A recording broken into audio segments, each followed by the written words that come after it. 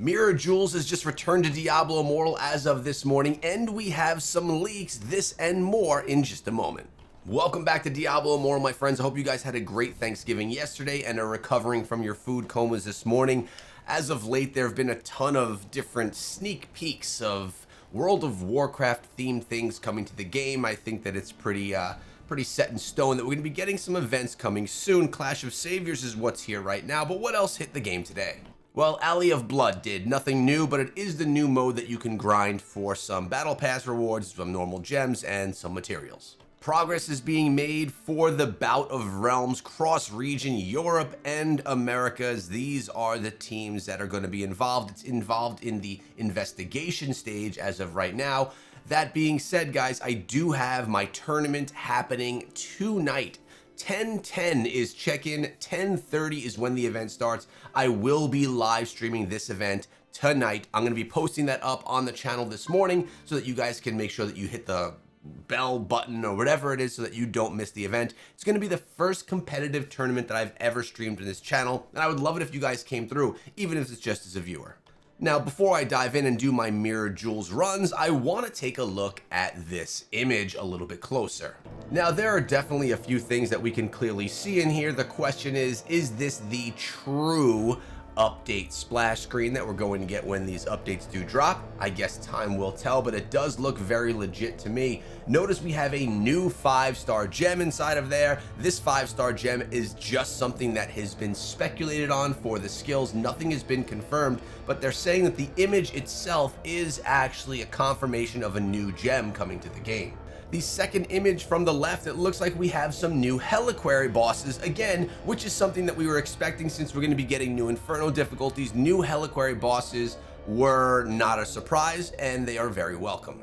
The center image is confirming that there is going to be more story introduced, possibly more campaign. Either way, the story continues.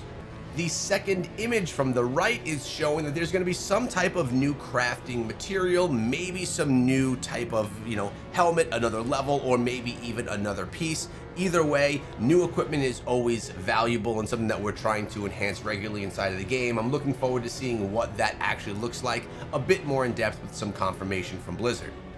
And on the rightmost image, we are seeing an image of the Lich King. Is this going to be a cosmetic? That's what it seems to be thought by people that have put out this post. Or is it going to be another boss battle that we encounter? Either way, Lich King is coming back to Diablo Immortal, so is World of Warcraft, and at the end of the day, that's really exciting. If there is anything else that you are noticing in this image, please share it with me in the comments section below so we can get a discussion going about it. Now, as mentioned earlier, Mirror Jewels is back inside of the game. I want to just give a quick reminder to someone that this may be new to, or for someone that has just never seen this before. I guess those are the same, aren't they? Mirror Jewels gives you 2 times the gems for each legendary crest you run. You can only do 1 Mirror Jewels run, and it does not matter if you're using a red or a purple crest. The gems that you get in addition will always be bound to your account. So if you use purple crests, you're not going to get additional gems that are going to be sellable on the market. Again, make sure you can run as many legendary crests as possible in that one run to give yourself the most ability to get the most gems. And as you can see right here, it says it will be bound in a random quality. We have seen players showing that that random quality can be better than the actual drop of the gem that was dropped from the legendary crest in the first place. Found myself a random party. We're just gonna go on in and bang this one out really quickly.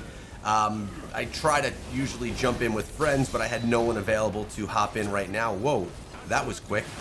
Okay, let's see what we get right out of this thing right off the bat. Let's hope for something big here, boys. We're looking for big 5-star legendary gems. Do we have a white light? Looks like we do. Looks like we do. Oh, and it's doing this again where it drops them all in that single pile right up in the center. Just the sound of the gems drop. Oh boy, did you guys just see that? Let's grab everything right here. Let's see what we get out of all these. That seems to be all of them. Let's look at the summary right here. Blood-soaked Jade, two of them. I got Volatility Shards, Curseling, Mother's Lament, Everlasting Torments. This Blood-soaked Jade is great. I have a bunch of them already as copies, but I am trying to upgrade my Blood-soaked Jade. Even gave us a bunch of 1-stars that we can use as food. So at the end of the day, that was a very successful one for me. 2 more food gems. Let's take a look right now as to how many I have in total for Blood-soaked Jade food.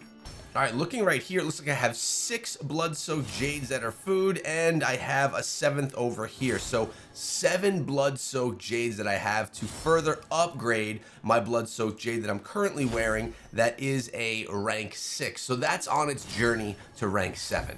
As always, please let me know in the comment section below what dropped for you from your mirror jewels. I know that some people get all 1-stars, which I have had happen to me many times before, while others get some insane drops that are actually giving them multiple 5-star legendary gems, which is like the morning dream for Black Friday. Now we have some comments. I have 2 that I want to feature here today, which actually show another perspective to a comment that I shared in 2 days ago's video. This one's from Augie618 saying, they're not interested in a 12-player raid. If you remember, we had someone sharing that they really wanted 12-player raids to be able to just get the entire warband into that, into the Heliquaries and things like that. It looks like that is not a shared opinion by everyone. He says, it's already a pain to get fillers for 8-player raids just for the 1 extra chest. It's a waste of time twice a week, every week. If Blizzard NetEase decides to change it, they should change the chest from 1 chest for 1 through 6 players, 2 chests for 7 through 12, because the rewards are not worth the time in finding extra people. I ended up crafting an ancient helm since it's released because it's almost never drops in our raids. If it dropped legendary gems, it would be more exciting about raids every week. Well, I actually do like running raids every week, but it shows the difference in communities, right? I'm in an amazing warband where we have it locked in and we jump into our raids. We get done in about 5 minutes with all 5 of our raids, and it is always on time and it always happens. This is because we have a well-established and just committed community to getting this done. But it's also worth noting that everyone doesn't have that, especially new players or much more casual players. It can be more difficult to fill things up. So having a 12-player raid doesn't hurt those people in any way, but it would benefit some other players. So I think it's a feature that could be added potentially, and it wouldn't do anything negative for people like Augie right here that are looking or struggling for 8 players on a regular basis, just to try and get that extra chest. And that being said, I do like the rewards from Heliquary. At the end of the day, Heliquary is giving us the demonic remains that are allowing us to get these additional bonuses inside of the game for your builds. Fortitude, strength, vitality, and power, and it gives you the other bonuses that you get from for running more Heliquary or those challenge rifts. So it's not a problem for me, the rewards. I actually get some good legendary drops when I do Heliquary as well. Plus it's an event that's community building that I just love doing every single week. We actually missed it yesterday because it's Thanksgiving. I wonder if we're gonna make that up tonight. Maybe we'll do that on the live stream when we're going live for the tournament later on. And guy named Gru comes through saying, hopefully they'll open our tournaments across servers so you won't have a random to abandon our clans and friends and others to participate in order to participate. This is a great comment, and I put this one on because guy named Gru is talking about if I hold a tournament in my server, which is my server cluster of 4 servers, people that are not in the server cluster are not able to participate because there's not a big enough crossover right now inside of the game to do so.